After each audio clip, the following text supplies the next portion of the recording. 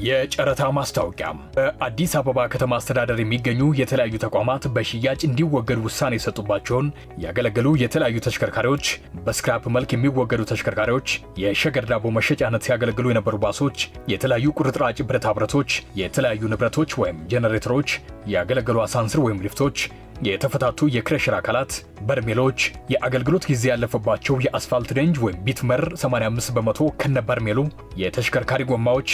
ባትሪዎች፣ ከነመዳሪዎች፣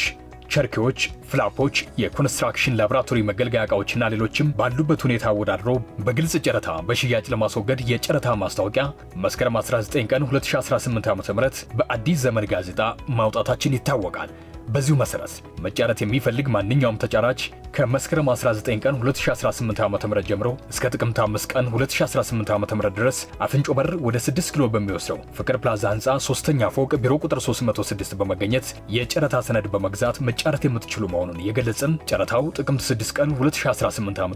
ከጠዋቱ 4 ሰዓት ላይ ተዘግቶ በዕለቱ 4 ሰዓት ከ15 ላይ ይከፈታል። ተጨማሪ ማብራሪያ ካስፈለገ አፍንጮ በር ወደ 6 ኪሎ በሚወስደው መንገድ ፍቅር ፕላዛ ህንፃ በሚገኘው በአዲስ አበባ ከተማ አስተዳደር የመንግስት ግዥና ንብረት ማስወገድ አገልግሎት 4ኛ ፎቅ ቢሮ ቁጥር 404 መጠየቅ ይችላል። የአዲስ አበባ ከተማ አስተዳደር የመንግስት ግዥና ንብረት ማስወገድ አገልግሎት